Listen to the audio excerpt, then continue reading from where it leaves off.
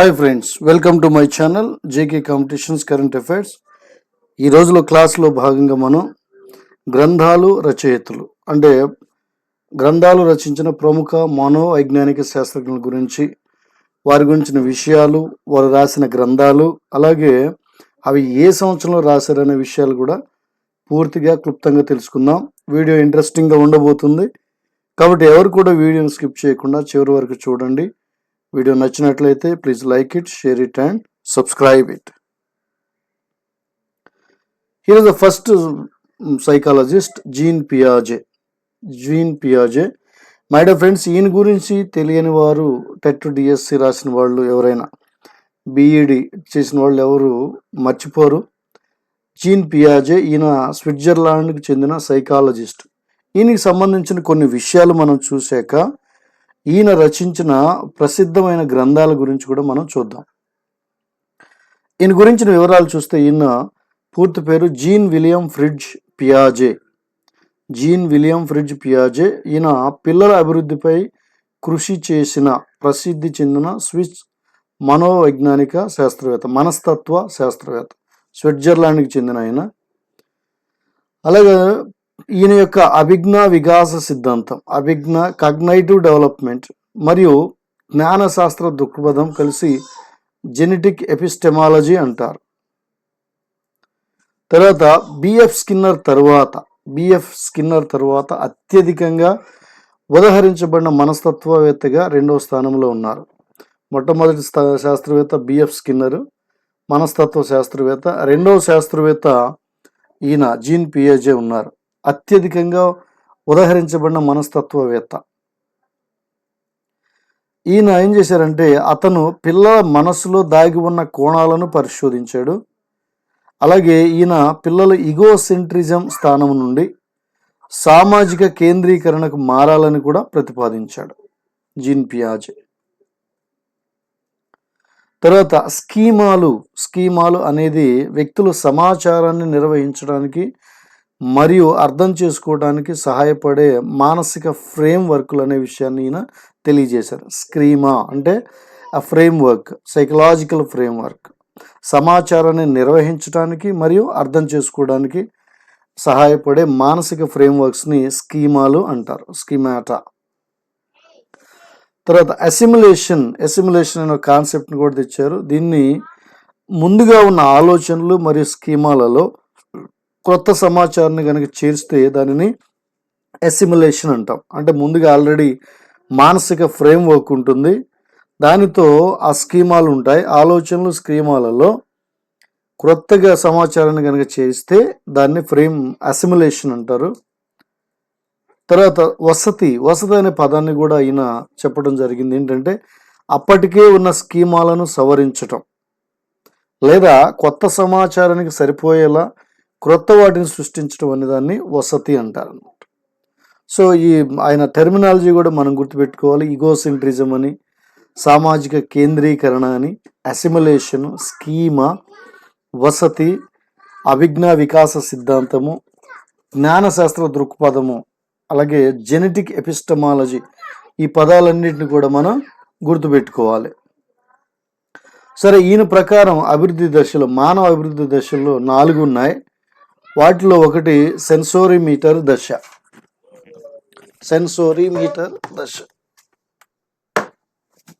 ఈ దశ జననం పుట్టినప్పటి నుండి 18 నుండి 24 నెలల వరకు, అంటే జనం పుట్టినప్పటి నుంచి సుమారుగా 1.5 సంవత్సరం నుంచి 2 సంవత్సరాల వరకు ఉండే ఆ దశ, అభివృద్ధి దశని సెన్సోరీమీటర్ అంటారు. దీన్నే వస్తు శాశ్వతత్వం దశ అని కూడా అంటాం.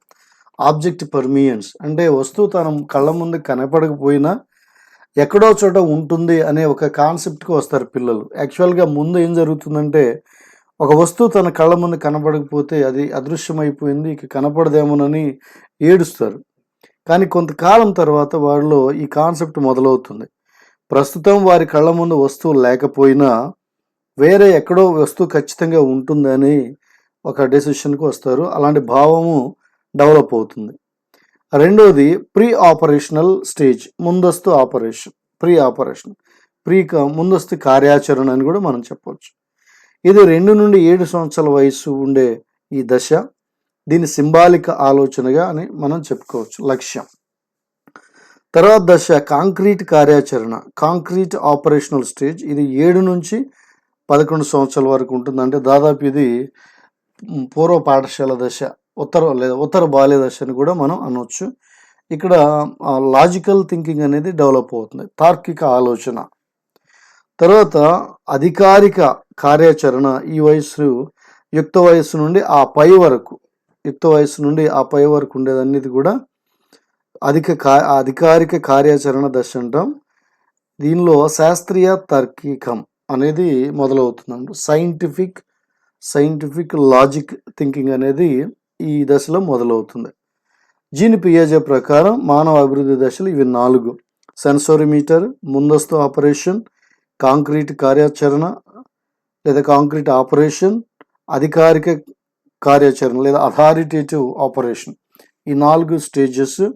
ఆ స్టేజ్లో ఉండే వారి యొక్క మానసిక స్థితి కూడా ఇక్కడ తెలియజేయబడింది. తర్వాత ఒక్కొక్క స్టేజ్ని మనం చూస్తే, ఫస్ట్ది సెన్సరీ మోటార్ దశ. దీనిలో 2 సంవత్సరాల వరకు ఉంటుంది. ఈ దశలో శిశువులు ఏం చేస్తారంటే ప్రాథమిక మోటార్ నైపుణ్యాలను అభివృద్ధి చేస్తారు. అలాగే శారీరక అనుభూతులు మరియు శరీర సమన్వయం ద్వారా వారి చుట్టూ ఉన్న వాతావరణాన్ని గ్రహించటం, అలాగే పరస్పర చర్య చేయటం నేర్చుకుంటారు. దీన్నే సెన్సరీ మీటర్ అంటే కాళ్ళు, చేతులు, జ్ఞానేంద్రియాలు వాడటం స్టార్ట్ అవుతుంది ఈ దశలో, సెన్సరీ మోటార్ దశ. దీనిలో ప్రధాన లక్షణాలు ఏముంటాయంటే, శిశువు తన ఇంద్రియాల ద్వారా అంటే కన్ను, ముక్కు, చెవి, చేతులు, కాళ్ళు, చర్మం, ఈ ఇంద్రియాల ద్వారా ఏం జరుగుతుందంటే వారి చర్యల ద్వారా ప్రపంచం గురించి నేర్చుకుంటుంది. ఎలా చుట్టూ తిరుగుతూ, అలాగే వాతావరణాన్ని అన్వేషిస్తూ, పరిసరాలను గమనిస్తూ నేర్చుకుంటుంది. అలాగే ఈ దశలో అభిజ్ఞా సామర్థ్యాల శ్రేణి అభివృద్ధి చెందుతుంది. కాగ్నైటివ్ పర్ఫార్మెన్సెస్, ఎబిలిటీస్ అనేది ఆ సిరీస్ అనేది డెవలప్ అవుతుంది. వీటిలో ఈ శ్రేణులు ఇవి ఉన్నాయి: వస్తు శాశ్వతత్వం, అలాగే స్వీయ గుర్తింపు అంటే ఇతర వ్యక్తులు వారి నుండి వేరుగా ఉన్నారని పిల్లవాడు తెలుసుకుంటాడు. అలాగే వాయిదా వేసిన అనుకరణ దశ కూడా మనం చూస్తాం. వాయిదా అనుకరణ, అలాగే ప్రాతినిధ్య ఆట. దాదాపు 8 నెలల వయసులో శిశువు వస్తువుల యొక్క శాశ్వతత్వాన్ని అర్థం చేసుకుంటుంది. 8 నెలల వయసులో. అంతకుముందు ఏం జరుగుతుందంటే, ఆ వస్తువు కనపడకపోతే ఏడ్చే శిశువు ఈసారి ఏమైందంటే వస్తువు కనపడకపోయినా ఎక్కడో ఒక చోట ఉంటుందిలే అనే ఒక నిర్ధారణకు వస్తుంది. మరియు వాటిని చూడలేకపోయినా అవి ఉనికిలో ఉంటాయి అని, అవి అదృశ్యమైనప్పుడు శిశువు వాటి కోసం వెతుకుతుంది, ఎక్కడో ఉంటుందని. దీన్ని ఆబ్జెక్ట్ పర్మనెన్స్ స్టేజ్ అని కూడా అంటాం. తర్వాతది పూర్వ ప్రచాలక దశ. ఇది 2 నుంచి 7 సంవత్సరాలు ఉంటుంది. ఈ దశలో మేధో వికాసం యొక్క 2వ దశ అని కూడా దీన్ని అంటాం. ఈ 2 నుంచి 7 సంవత్సరాల మధ్య జరిగే ప్రీ ఆపరేషనల్ స్టేజ్, ముందు కార్యాచరణ దశ అంటాం. ఈ దశ ప్రారంభంలో పిల్లవాడు కార్యకలాపాలను తార్కిక నియమాల సమితి కార్యకలాపాలను ఉపయోగించడు. కాబట్టి తార్కికం కంటే విషయాలు ఎలా కనిపిస్తాయి లేదా వారికి ఎలా కనిపిస్తాయి అనే దాని ద్వారా ఆలోచన ప్రభావితం అవుతుంది. ఉదాహరణకు, ఒక పిల్లవాడు పొట్టిగా సన్నగా ఉండే గాజులో పొట్టిగా వెడల్పాటి గాజు కంటే ఎక్కువ ద్రవాన్ని కలిగి ఉంటుందని అనుకుంటాడు. 2 ఒకే మొత్తాన్ని కలిగి ఉన్నప్పటికీ అవి 2 పరిమాణాలను పరిగణలోకి తీసుకోకుండా ఎత్తుపై మాత్రమే దృష్టి పెడతాడు. అంటే సన్నగా ఎత్తుగా ఉన్నది ఎక్కువ ఆ ద్రవం ఉంటుందని, సన్నగా పొట్టిగా వెడల్పుగా ఉన్న దానిలో తక్కువ ద్రవం పడుతుందని అలాంటి ఒక అభిప్రాయం ఉంటుంది. తర్వాత ఇంకా పిల్లవాడు అహంకారంతో ఉంటాడు, ఈగో సెంట్రిక్. ఈ దశలో 2 to 7 yearsలో ఈగో సెంట్రిజం ఉంటుంది.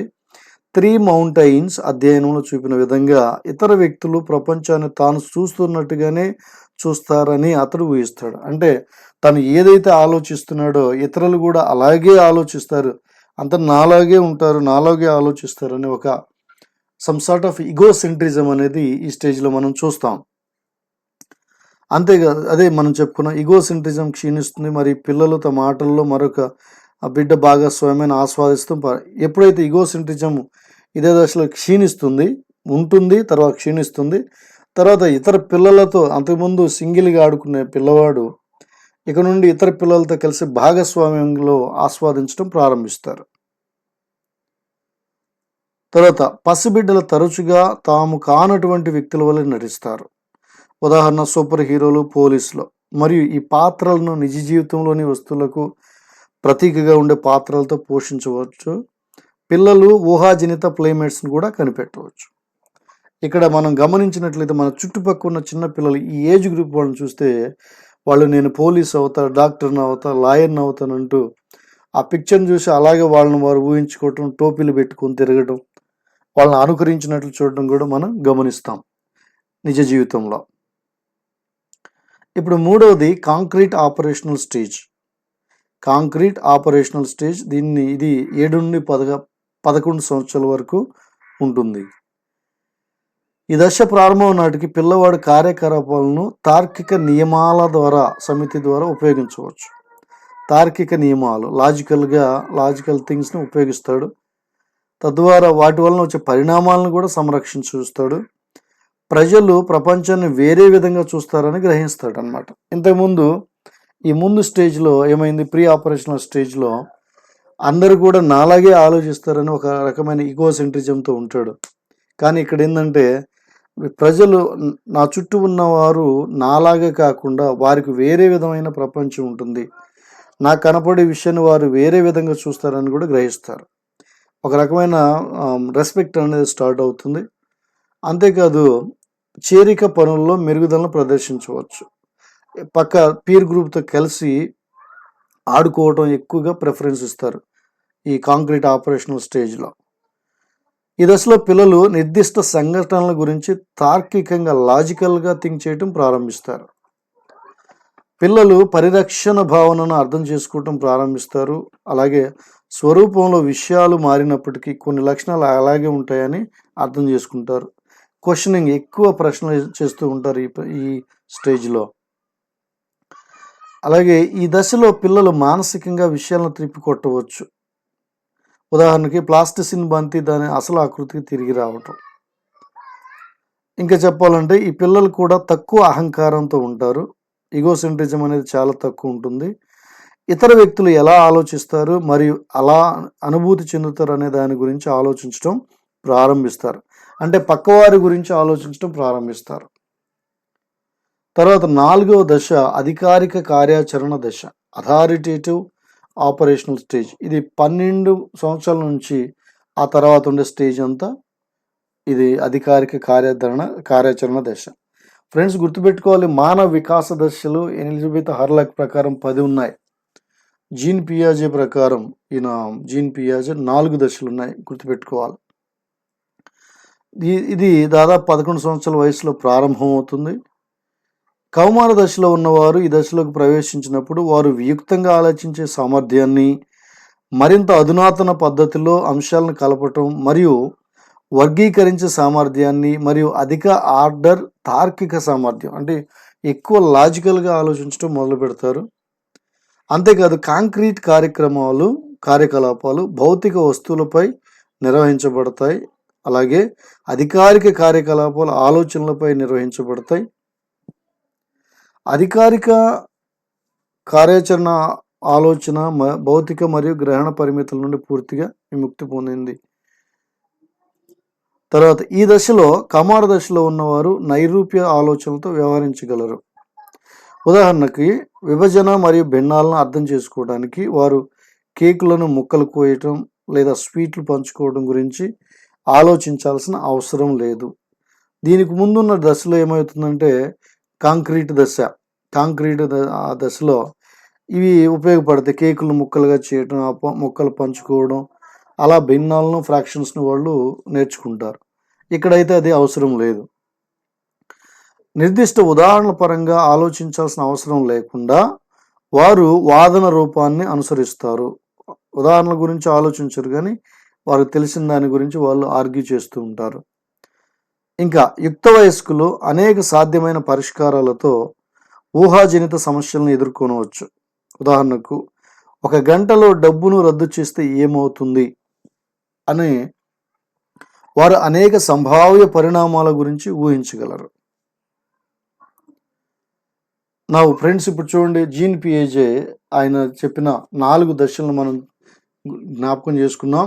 సెన్సోరిమీటర్ దశ, అలాగే pre operational stage, concrete operational stage and authoritative operational stage. ఆ దశలో మనసులో మానవ యొక్క సైకాలజీ, వాళ్ళ తత్వం ఎలా ఉంటుందో నేర్చుకున్నాం. ఇప్పుడు జీన్ పియాజే గారు రచించిన గ్రంథాలు, ఆయన రచించిన గ్రంథాలు చాలా ఉన్నాయి. వాటిలో ఇంపార్టెంట్, బాగా ఫేమస్ అయిన గ్రంథాల గురించి ఇక్కడ ఇవ్వడం జరిగింది. విత్ డేట్స్, ఇయర్స్తో సహా గమనించగలరు. ఇవన్నీ కూడా ఒక నోట్స్లో కాపీ చేసుకుంటే ఖచ్చితంగా గ్రంథాల నుంచి 1 లేదా మ్యాక్సిమం ఒక్కోసారి 2 బిట్స్ కూడా అప్పుడప్పుడు రావడం జరిగింది. కాబట్టి ఖచ్చితంగా ఇది నోట్బుక్లో రాసుకుంటే మీకు యూజ్ అవుతుంది. సరే, ఇప్పుడు ఆ లిస్ట్ చూద్దాం. ఫస్ట్, జెనెటిక్ ఎపిస్టెమాలజీ అనే గ్రంథం 1970లో రాశారు. Genetic epistemology. తర్వాత the origins of intelligence in children, అది 1936లో జీన్ పియాజే గారు రాశారు. తర్వాత the psychology of the child 1966లో, the psychology of the child Jean పియాజే గారు 1966లో రాశారు. తర్వాత ద సైకాలజీ ఆఫ్ ఇంటెలిజెన్స్, చూడండి సైకాలజీ మీద 2 వచ్చినాయి ఇక్కడ పేర్లో. The psychology of the child, the psychology of intelligence, ఇవి 2 కూడా జీన్ పియాజే. ఇంటెలిజెన్స్ 1947లో ఆయన రాయడం జరిగింది. ఫ్రెండ్స్, మనం ఏవో కొండ గుర్తులు, బండ గుర్తులు చెప్తూ ఉంటాం, కానీ అవి అన్ని సమయాల్లో ఉపయోగపడవు. కాబట్టి లాజికల్గా థింక్ చేసుకుంటూ జ్ఞాపకం గుర్తుపెట్టుకోవడానికి ప్రయత్నం చేద్దాం. 5th వన్, స్ట్రక్చరలిజం 1968లో జీన్ పియాజే. The language of the thought of the child 1923. Play, dreams and imitation in childhood 1945. The moral judgement of the child 1932. The construction of reality in the child 1950. Behavior and evaluation 1978. The child's conception of the world 1926. Judgment and reasoning in the child 1928. Science of education and the psychology of the child 1970. The early growth of logic in the child 1964. The growth of logical thinking 1958. చూడండి, almost 15 గ్రంథాలు ఉన్నాయి. ఇవన్నీ కూడా రిపీటెడ్గా చదువుతుంటే ఆటోమేటిక్గా అవి మెమరీలో ఉండిపోతాయి. సరే, నెక్స్ట్ సైంటిస్ట్ గురించి మనం చూద్దాం. ఈయన ఎవరో కదా, పిక్చర్లో కూడా గమనించండి. కోల్బర్గ్ అనగానే నైతిక వికాస సూత్రము మనకి గుర్తు రావాలి. కోల్బర్గ్ కదా, నైతిక వికాస సూత్రం గురించి, అంటే హ్యూమన్స్లో మొరాలిటీ గురించి, మోరల్ డెవలప్మెంట్ అనేది ఎలా జరుగుతుంది మానవునిలో పుట్టినప్పటి నుంచి అనే దాని మీద ఈయన పరిశోధనలు చేసి చెప్పడం జరిగింది. ఈయన గురించిన విషయాలు మనం కొన్ని చూద్దాం. అమెరికాలోని హార్వర్డ్ యూనివర్సిటీకి చెందిన కోల్బర్గ్ అనే సైకాలజిస్ట్ కోల్బర్గ్ నైతిక వికాస సిద్ధాంతం, కోల్బర్గ్స్ మోరల్ డెవలప్మెంట్ థియరీని ప్రతిపాదించాడు. ఈయన శిశువును ఒక నైతిక శాస్త్రవేత్తగా భావించాడు. గుర్తుపెట్టుకోండి ఫ్రెండ్స్, ఇక్కడ నైతిక శాస్త్రవేత్త ఒక శిశువును నైతిక శాస్త్రవేత్తగా భావించిన సైంటిస్ట్ ఎవరని కూడా అడిగే అవకాశం ఉంది. ఈ క్రింది వారిలో ఎవరు శిశువును నైతిక శాస్త్రవేత్తగా భావించాడు అని కూడా అడగవచ్చు. So answer must be Kohlberg అని చెప్పాలి. ఈయన నైతికత గురించి వ్యక్తులు ఏం చేస్తారు అనే దానికంటే కూడా ఏం ఆలోచిస్తారు అనే విషయం గురించి ఎక్కువగా వివరించారు. నైతిక విషయంలో మనుషులు చేసేదానికంటే ఎలా ఆలోచిస్తారు అనే విషయం గురించి ఎక్కువగా ఈయన వివరించారు. నైతిక వికాసం అనేది వ్యక్తి యొక్క సంజ్ఞానాత్మక వికాసం అంటే కాగ్నైటివ్ డెవలప్మెంట్, పెంపకము, సామాజిక అనుభవం అనే 3 విషయాలపై ఆధారపడి ఉంటుందని కోల్బర్గ్ తెలిపాడు. కోల్బర్గ్ నైతిక వికాస సిద్ధాంతం ప్రకారం నైతిక వికాసం అనేది ఎన్ని అంశాలపై ఆధారపడి ఉంటుంది? ప్రశ్న రావచ్చు ఫ్రెండ్స్. గుర్తుపెట్టుకున్న 3 విషయాలు. 1 సంజ్ఞానాత్మక వికాసం, 2 పెంపకం, 3 సామాజిక అనుభవం. ఈ 3 మీద వ్యక్తి యొక్క ఈ 3 యొక్క ప్రభావం వ్యక్తి యొక్క నైతిక వికాసం మీద పడతాయి. తర్వాత వ్యక్తుల్లో నైతిక వికాసం జీవితాంతం జరుగుతుంది. పెరుగుదల అయితే అది కొంతకాలం వరకు జరుగుతుంది, కానీ నైతిక వికాసం జీవితాంతం జరుగుతుందని ఆలోచన, వివేచన వంటి సంజ్ఞానాత్మక ప్రక్రియలు నైతిక వికాసంలో ముఖ్య పాత్ర పోషిస్తాయని వివరించాడు. ఫ్రెండ్స్ చూడండి, ఇక్కడ ఆల్మోస్ట్ ప్రతి పాయింట్ కూడా ఒక బిట్టుగా అడగడానికి అవకాశం ఉంది, ఒక క్వశ్చన్గా అడగడానికి అవకాశం ఉంది. కాబట్టి అందరూ కూడా ప్లీజ్ మెయింటైన్ ఏ నోట్బుక్. మంచి పాయింట్స్ ఉన్నాయి. నోట్బుక్ మెయింటైన్ చేస్తే ఎగ్జామ్ ముందు జస్ట్ రిఫర్ చేసుకుని వెళ్తే ఈజీగా ఉంటుంది. నైతికత వయస్సు మీద ఆధారపడి ఉండదని, ఈ క్రింది 3 అంశాలపై ఆధారపడి ఉంటుందని ప్రతిపాదించడం. నైతికత అనేది వయస్సు మీద కాదు. ఎందుకంటే చిన్నపిల్లలు కొంతమంది చాలా మెచ్యూర్డ్గా మాట్లాడుతూ ఉంటారు. కొంతమంది పెద్దలు, వృద్ధులు కూడా చాలా అంత ఆమోదించని విషయంగా నైతికత అంతగా చూపించని వారు కూడా మనం సమాజంలో చూస్తూ ఉంటాం. ఈయన పరిశోధన చేసినప్పుడు ఆయన తెలిసిన విషయం ఏంటంటే నైతికత అనేది వయస్సు మీద ఆధారపడి ఉండదు, కానీ 3 ముఖ్యమైన అంశాల మీద ఆధారపడి ఉంటుందని చెప్పాడు. ఆ 3 విషయాలు మనం చూద్దాం. అవేంటంటే మనం ముందే చెప్పుకున్నట్లు సంజ్ఞానాత్మకత, ఇది జీన్ పియాజే ఆల్రెడీ ప్రతిపాదించాడు. కాగ్నైటివ్ డెవలప్మెంట్ థియరీ, జీన్ పియాజే సంజ్ఞానాత్మక వికాసం. అలాగే పరిసరాలు, అట్మాస్ఫియర్, సరౌండింగ్స్ మీద సాంఘిక వికాసం. అలాగే అంతరాత్మ మీద వారి యొక్క వారి సొంత ఓన్ మీద ఆధారపడి ఉంటుంది అకార్డింగ్ టు సిగ్మండ్ ఫ్రాయిడ్ సిద్ధాంతం ప్రకారం. ఇవన్నిటి మీద, ఈ 3 మీద వ్యక్తి యొక్క వికాసం, నైతిక వికాసం ఆధారపడి ఉంటుందని ఈయన ప్రతిపాదించాడు. ఇవి ఫ్రెండ్స్, ఇవి చాలా ముఖ్యమైన విషయాలు కోల్బర్గ్ నైతిక వికాస సూత్రంలో. దీనిలో 3 లెవెల్స్ ఉన్నాయని మనం చెప్పుకున్నాం. 3 లెవెల్స్ ఉంటాయి. ఒకటి ప్రీ కన్వెన్షనల్ తర్వాత conventional morality, post conventional morality అని ఉన్నాయి. ఈ ప్రీ కన్వెన్షనల్ మొరాలిటీలో పనిష్మెంట్ అండ్ ఒబీడియన్స్ ఉంటుందన్నమాట. శిక్ష విధేయత. పిల్లలు ప్రీ కన్వెన్షనల్ స్టేజ్లో శిక్ష విధేయత అని ఉంటుంది.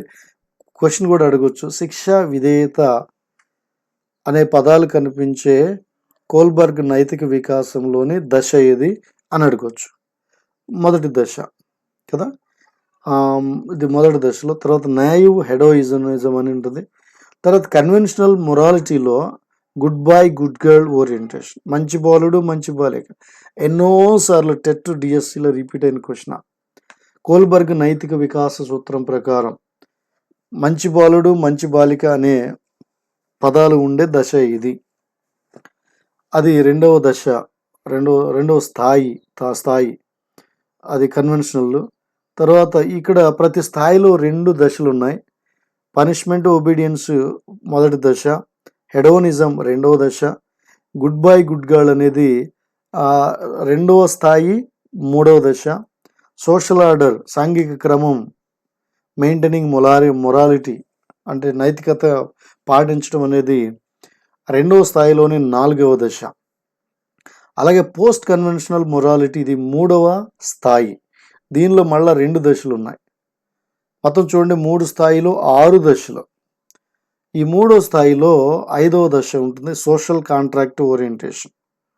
తర్వాత 6వ దశలో morality of individual principles of coincides. ఇవి కోల్బర్గ్ నైతిక వికాస సూత్రంలో ఉన్న 3 స్థాయిలు, 6 దశలు. ప్రతి వ్యక్తి కూడా ఆల్మోస్ట్ ఈ 3 స్థాయిలు 6 దశల గుండా వెళ్తాడని కోల్బర్గ్ అభిప్రాయం. అయితే 6వ దశ మాత్రం చాలా ఎక్సెప్షనల్ కేసెస్, అంటే అక్కడ అల్టిమేట్ మొరాలిటీ అనేది కనిపిస్తుంది వ్యక్తి జీవితంలో. ఈ దశకు చేరుకోవటం చాలా కష్టమని కూడా ఆయన కోల్బర్గ్ వ్యాఖ్యానించాడు. మరి ఇప్పుడు వీటి గురించి మనం చూద్దాం క్లియర్గా. ఇక్కడ ఉన్న స్థాయిలు, దశలు. నైతిక వికాస సిద్ధాంతంలో 3 స్థాయిలు, 6 దశలు.